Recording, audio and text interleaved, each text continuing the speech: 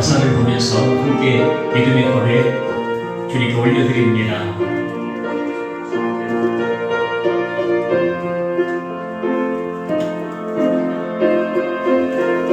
삶에 지쳐 있을 때, 삶에 지쳐 있을 때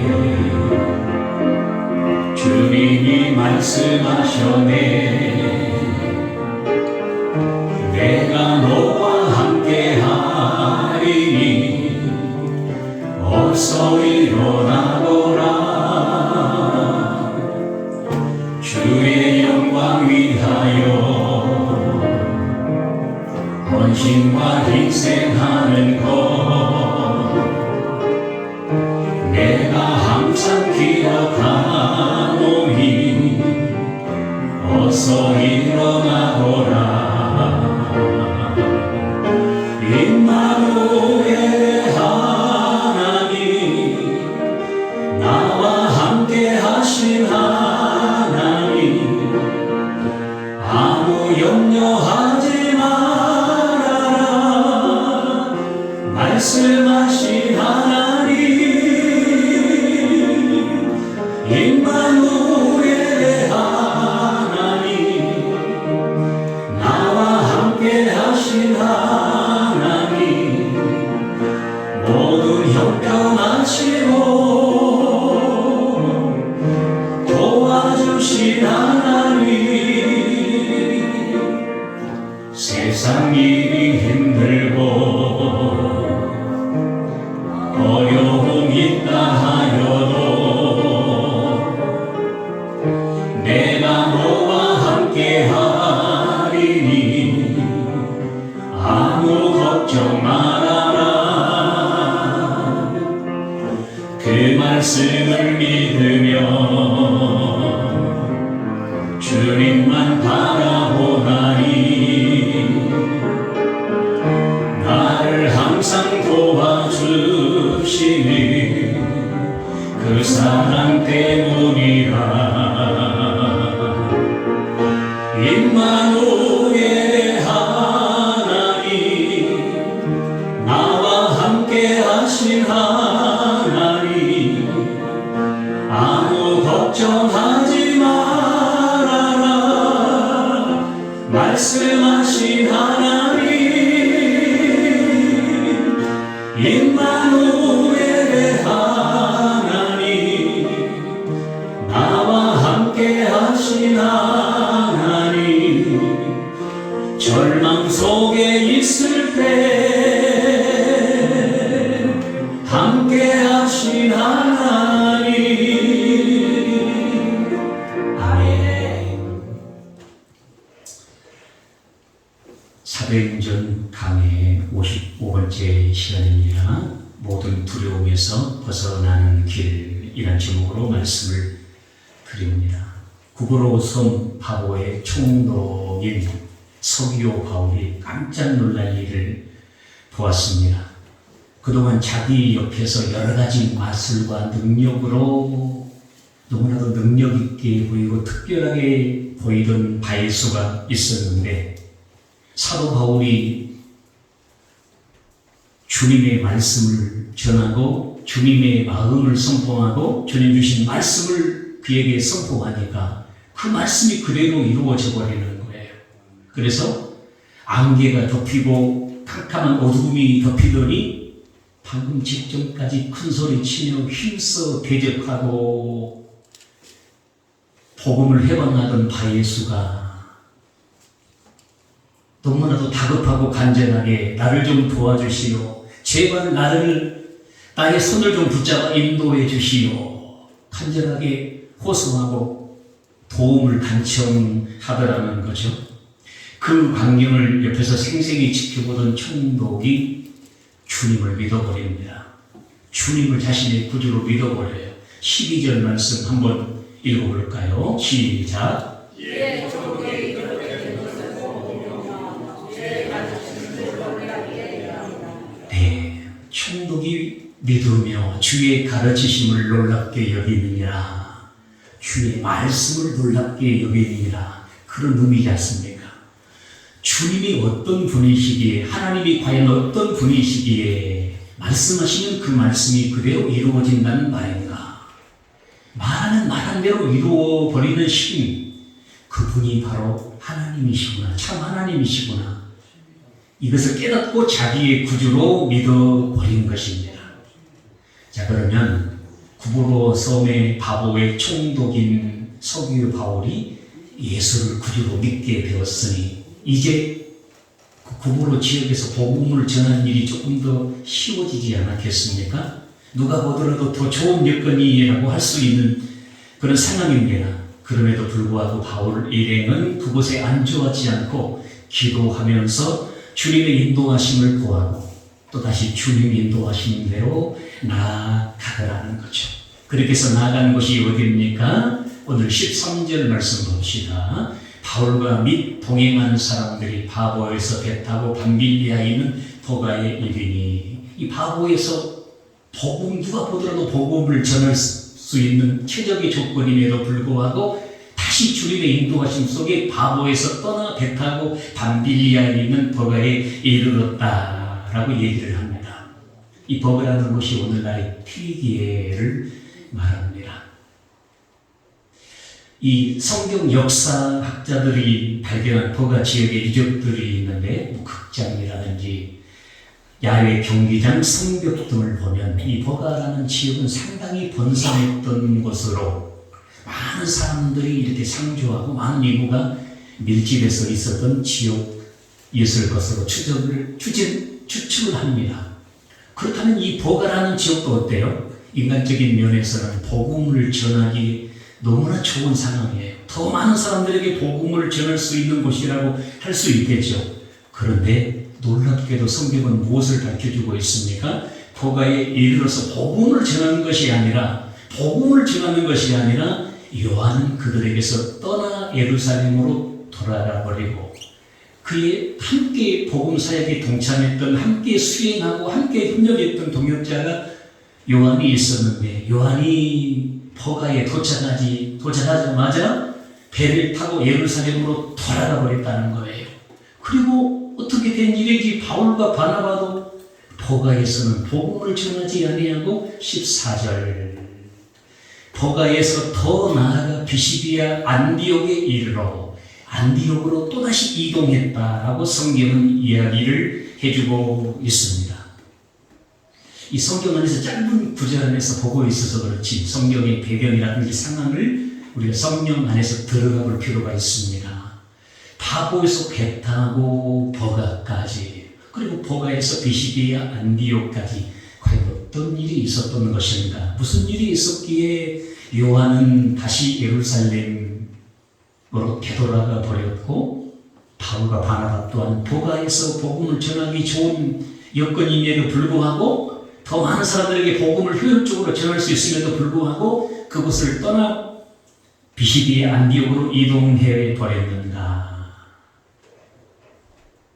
성경에서 다 밝혀주고 있지 않습니다만 이 바보에서 보가까지 백길이 한 200에서 300km 정도 된다고 합니다. 옛날에 배라든지 항해 기술이 발달하지 못했다는 것을 생각하면 적게 3일 이상은 백길로 이동했어야 될 거리라고 해요. 바보에서 배 타고 보가까지, 그러니까 3일 길을 배로 지금 이동했다는 거예요. 오늘날처럼 백길이 정해져가지고 딱 길이 정해진 것도 아니고 배 기술이 발달해가지고 위험천만한 바닷길에서 자신의 생명을 지켜줄 만큼 배의 성능이 좋은 것도 아니었어요. 그야말로 그 당시에 성경은 어떻습니까? 목숨을 걸어야 될 여정과 같다고 할 수 있어요. 생명을 걸어야 될 여정과 비슷하다 그 말입니다. 실제로 바울이 이런 고백을 남겼지요. 고린도후서 11장 25절 보겠습니다. 고린도후서 11장 25절. 고린도후서 11장 25절. 3번 대장으로 맞고 1번 돌로 맞고 3번 파손하고 일주일을 깊은 바다에서 지냈으며, 아쉽게도 성경이 이 3번 파손했다고 바울이 고백하는데 언제 어느 백길에서 파손을 했는가 낱낱이 밝혀주고 있지는 않습니다만 분명한 것은 이 파고에서 보가에 덮길 험난한 3일 이상의 백기를 생각했을 때 이 지역에서 파산하지 않았을까라고 생각이 됩니다. 더더구나 이 보가에 도착하자마자 누가 예루살렘으로 되돌아가 버렸다고요? 요한이 예루살렘으로 되돌아가 버렸습니다. 아마 파도에서 보가까지 백길에서 배가 파산하는 등 생명의 위협을 느끼고 힘들고 위험한 일정 속에 중도 귀환하지 않았을까 그렇게 추측이 됩니다. 일반적으로 저와 여러분이 아는 전도 현장은 어떻습니까? 전도 현장은 박수 쳐주고 잘 오셨습니다. 환대를 해주고 환영하는 현장입니까? 멸시하고 공격하고 초소하고 냉소적인 현장입니까? 누가 봐도 전도 현장이 어떠하리라는 것을 다 알고 계실 것입니다. 요즘 젊은 세대들이 믿음을 잘 갖지 못합니다. 여러 이유가 있지만 미디어의 발달도 있고 여러 이유가 있겠지만 요즘 중학교 1학년만 되더라도 자기 의사표시가 확실해요. 교회를 다니는 친구가 있다. 그러면 너 왜 교회 다녀? 뭐하러 교회 다녀? 이렇게 공격이 들어오고 왕따를 시키고 막 이렇게 한다고 그래요. 뭐 그런 어려움이 있습니다. 이 믿는다는 것이 이렇게 어려운 시대예요. 또 전도 현장이 이렇게 어렵습니다. 일반적인 전도 현장도 이렇게 어려운데 선교의 현장은 어떨까요? 선교의 현장. 영적인 싸움과 공격과 핍박이 가장 강력한 곳이 선교 현장이라고 할 수 있지 않겠습니까? 육적으로도 영적으로도 힘겹고 고독하고 자존심 구겨지는 것은 일도 아니에요. 생명의 위협까지 있는 곳, 그것이 선교의 현장이라고 할 수 있습니다.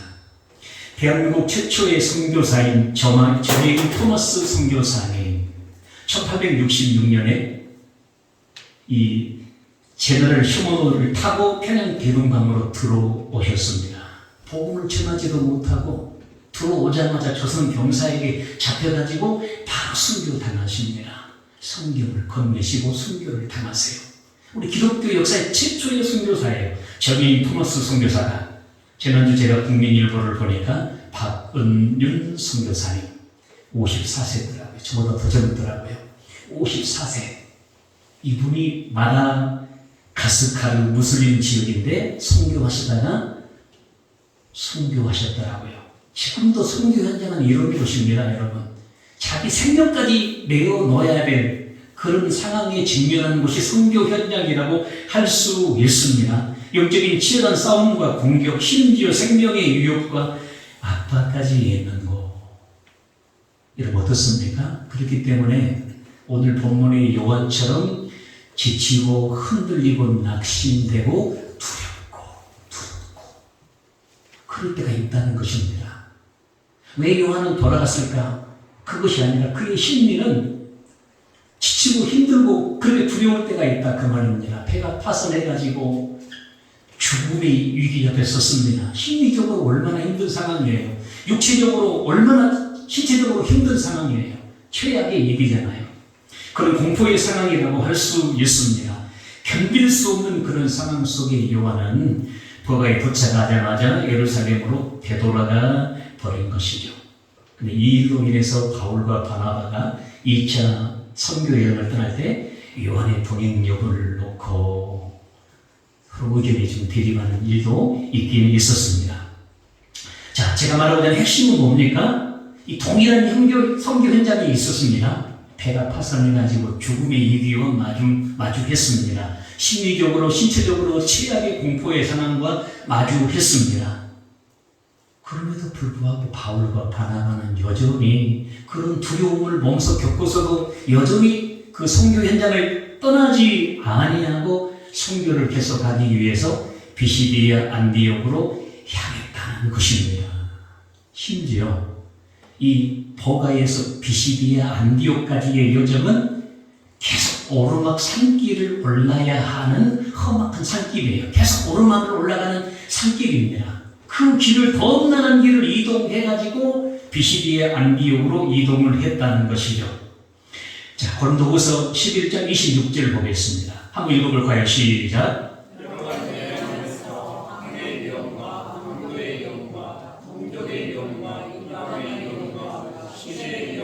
광야의 위험과 바다의 위험과 거짓 형제 등의 위험을 하나 좀 올려보세요. 두 번째 줄을 보면 뭐가 나옵니까? 강도의 위협과. 성경이 다 밝혀주고 있지는 않아요. 근데 제가 생각하건데 이 버가에서 오르막 산길을 올라서 험악한 산길로 가는 그 여정 속에서 강도까지 만나지 않았을까 그렇게 생각이 됩니다. 이 강도의 위협이 있었다고 분명히 바울이 얘기를 하고 있거든요. 자기 목숨까지도 담보하기 어려운 이런 험난한 선교 여정 속에서 요한은 예루살렘으로 되돌아가 버리고 바울과 바나바도 인간인지라 사람인지라 되돌아가고 싶은 마음이 분명히 있었을 것인데 그들은 어떻게 포기하지 않고 더 험난한 선교 여정을 계속할 수 있었을까요? 이게 오늘 핵심입니다. 어떻게 이런 상황에서도 포기하지 아니하고 더 험난한 비시디의 안디옥으로의 선교 여행을 계속할 수 있었을까요?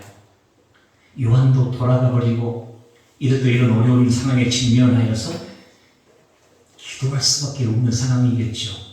인간적인 방법이 보이지 아니하면 사람은 진실로 기도해요. 믿음의 사람도 인간적인 방법이 보이면 기도하면서도 여러 계산을 또 하는 경우도 많습니다. 그런 모든 내가 생각하는 방법이 환경적인 방법이 답이 없을 때는 정말 주님께 온전히 맡기고 기도하는 것 같아요. 바울과 바나바도 지금 기도할 수밖에 없는 상황이지 않아요? 어떻게 해야 됩니까? 주님께 묻지 않았겠어요? 이들의 신앙은 이런 것이었으니까요.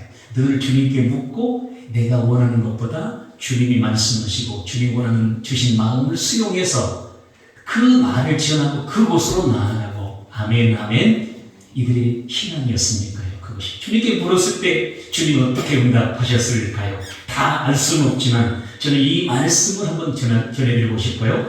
고린도후서 5장 14절 고린도후서 5장 14절 저는 이 말씀을 바울의 모든 선교의 동력으로 보고 있습니다. 고린도후서 5장 14절 한번 읽어보실까요? 시작.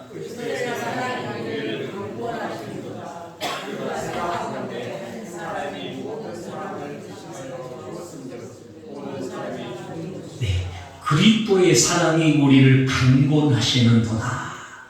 이 본문이 바울 선교의 동력이라고 생각이 돼요. 자신의 에너지와 힘으로 하는 것이 아니라 자신의 의지와 열심으로 하는 것이 아니라 어떤 자신의 공로 때문에 어떤 상급 때문에 하는 것이 아니라 그리스도의 사랑이 강권하시는도다. 다른 번역을 보면 그리스도의 사랑이 휘어잡고 있다. 그리스도의 사랑이 나를 지배하고 있다라고 번역되어 있습니다.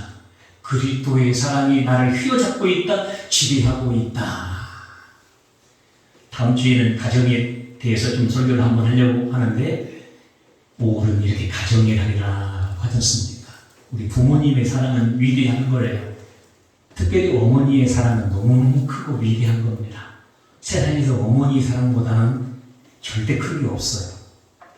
그 어머니의 사랑을 자식이 안다면 어머니의 마음을 자식이 진정으로 느끼고 안다면 가출할 자식이 없어요. 망가지고 잘못되고 중독에 빠지고 효도하지 못하고 불효할 자식이 없습니다. 어머니의 사랑을 진짜 안다면 그 마음을 안다면 그래요.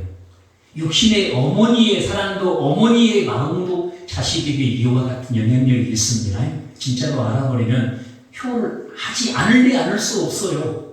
다른 생각할 수가 없어요. 그 어머니의 마음을 진실로 안다고 하면 하물며 영의 아버지이신 하나님의 사랑, 그리스도의 사랑이 강권하신다고 말하는데 사도 바울이 그리스도께서 우리에게 주신 사랑, 하나님이 가지신 사랑, 그것을 알면 어떻게 될까요? 그것이 내 마음에 채워지고 내 가슴에 느껴지면 어떻게 되겠습니까, 여러분? 어떻게 되겠어요? 실제로 그 그리스도의 사랑이 느껴지는 것이죠. 사도 바울은 고린도전서 13장 7절에서 이렇게 표현해요. 그 사랑은 모든 것을 참으며 모든 것을 믿으며 모든 것을 바라며 모든 것을 견디느니라. 그리스도의 사랑이 내게 이렇게 작용했다. 그리스도의 사랑이 내게 채워지고 그리스도의 사랑이 내 안에 느껴지고 그리고 주님이 느껴지는 것이거든요. 주님 나와 이렇게 함께 계시는 것이구나. 주님이 이렇게 사랑을 가지신 분이구나. 이렇게 생명으로 느껴지는 거예요. 그렇게 주님이 느껴지니까 배가 파손하고 육체적으로, 심리적으로, 신체적으로 여러 공포가 위기 상황 속에서도 인간적으로는 뒤돌아가야 맞지만, 다시 되돌아가야 포기하고 가야 맞지만, 그리스도의 사랑이 느껴지고 주님 나와 함께 계심이 느껴지니까 어떻게 합니까? 더 험난한 비시기의 안디옥도 그럼에도 불구하고 더 험난한 비시기의 안디옥의 선교 현장으로 나아가게 되더라는 것입니다. 아멘. 뿐만 아니라 버가의 백길에서 두려워서 돌아갔던 요한도 나중에 주님께서 붙잡아 주시니, 주님 사랑으로 회복시켜 주시니 다시 자신이 두려워서 떠났던 그 선교 현장으로, 동일한 그 선교 현장이에요. 위험이 있는, 생명의 위험이 도사리는 동일한 현장임에도 불구하고 그 선교의 자리로 돌아와서 바울의 진정한 동역자가 됩니다. 바울이 감옥에 투옥해가지고 거의 끝까지 바울과 함께 동역하면서 귀한 사역을 감당해요. 그래서 바울이 그를 가리켜서 사랑받는 의사여 신실한 동역자라고 얘기를 해주고 있습니다. 여러분, 골리앗 앞에서는 다윗을 잘 아실 것입니다. 사울이 갑옷을 주었습니다. 누가 보더라도 갑옷은 생명을 지켜주는 건 아니겠어요? 자신의 몸을 보호해주는 거잖아요. 그런데 어떻게 합니까, 여러분? 누가 보더라도 갑옷이 자신의 생명을 보호해주는 것인데 단순히 갑옷이 맞지 않다고 받지 않았을까요? 갑옷이 맞지 않으니까 이렇게 거절했을까요? 갑옷이 자기 자신을 지켜주는 것이 아니라 나와 함께 하신 하나님이 나를 지켜주신다는 것을 안다는 믿음의 고백인 줄로 믿습니다. 하나님 안에서 두려움은 사라지는 거예요. 하나님을 내 안에 계신 하나님을 생명으로 느끼는 모든 두려움은 사라지는 겁니다. 모든 두려움은 다 사라지는 거예요. 결론입니다. 오늘 바보에서 버가로 그리고 비시디의 안디옥으로의 선교 현장을 보면 당연히 요한처럼 모두가 포기하고 그곳을 떠나 도망쳐야 할 거예요. 그럼에도 불구하고 바울과 바나바는 그 선교 현장을 지키고 오히려 더 험난한 비시디의 안디옥이라는 선교 현장으로 나아갑니다. 뿐만 아니라 요한 또한 죽음의 위협과 그 두려움을 이미 몸소 다 겪고 보았음에도 불구하고 다시 그 선교 현장으로 돌아와 바울과 끝까지 동역을 하는 사람으로 쓰임받더라는 거죠. 나중에 성령의 도우심 속에, 감동하심 속에 마가복음과 누가복음과 사도행전을 기록한 그 저자로 쓰임받는 영광을 누렸던 사람이 이 마가 요한이에요. 얼마나 놀랍습니까? 주님께서 그렇게 붙잡아 사용하여 주시는 거예요. 주님이 나와 함께 하시는 은혜, 내 안에 계신 주님을 내가 느끼고 주님을 만나고 그 사랑을 느끼는 은혜 어떻습니까, 여러분? 배가 파손 당해 일주일을 바다 위에서 보내고 그런 두려움, 강도의 위협을 만나가지고 생명의 위협을 받는 그런 두려움 무엇으로 이깁니까? 나와 함께 하신 주님으로 넉넉히 이기더라는 거죠. 주님이 나와 함께 하심을 알고 넉넉히 이기더라는 거죠. 바다의 위협도, 강도들의 위협도, 생명의 위협도 나와 함께 하신 주님, 그 주님의 그 사랑, 내가 그 주님을 알 때 저는 위축되지 않다는 거죠. 그것보다도 훨씬 내 안에 계신 주님이 더 크시고 귀하다는 것입니다. 그렇게 이겨내는 것이죠. 요한일서 4장 18절 말씀 한번 보겠습니다. 마지막 절 말씀으로 요한일서 4장 18절. 사랑 안에 두려움이 없고 온전한 사람이 두려움을 내어 쫓나니. 한번 따라해 보실까요? 사랑 안에 두려움이 없고 온전한 사람이 두려움을 내어 쫓나니. 여기 말하는 사랑 안에 두려움이 없는 사람, 그 다음에 온전한 사람이 두려움을 내어 쫓는다고 얘기하고 있습니다. 여러분, 마귀가요 웬만한 거 많이 줘요. 능력도 주고요, 기사도 주고요, 표적도 주고요, 여러 가지 줄 수 있습니다. 근데 마귀가 줄 수 없는 것이 딱 한 가지가 있는데 사랑은 못 줘요. 절대 사랑은 못 줍니다. 하나님은 사랑이시라. 하나님만 사랑을 주실 수 있는 분이에요. 그 말이 무슨 말이에요? 모든 두려움을 내어 쫓는 온전한 사람은 하나님 안에만 있어요. 하나님 안에서 나오는 겁니다. 하나님과 함께하는 모든 두려움을 내어 쫓기는 거예요. 오늘 사도 바울과 바울이 그걸 증거하는 거예요. 그리스도의 사랑에 나를 강권하시는도다. 그들은 자신 안에 함께 계신 주님을 알고 있는 거예요. 주님을 생명으로 느끼고 있는 거예요. 그분과 교제하고 있는 거예요. 주님이 이렇게 나와 함께 계셔. 그 함께 하신 주님 안에서 모든 두려움은 물러가 버리는 거예요. 강도들이 위협하고 배가 파손해가지고 죽을 고비를 맞이하고 그것보다도 훨씬 내 안에 계신 주님이 크더라는 것입니다. 모든 그런 두려운 인간적인 두려운 상황을 물리치고도 나음이 내 안에 계신 주님 안에서 나오게 된 줄로 믿습니다. 주님 안에서 나와요. 오늘 그 주님을 만나시기를, 그 주님을 영접하시기를, 이게 그 주님과 교제하고 사는 우리 모든 식구들이 되시기를 바랍니다. 그 주님 안에서 모든 두려움은 다 물러가게 되시기를, 더 자유하시기를, 승리를 맛보시고 주님과 동행하는 우리 모든 식구들이 되기를 예수님의 이름으로 축원합니다. 축원합니다. 우리 찬양하고 기도하겠습니다.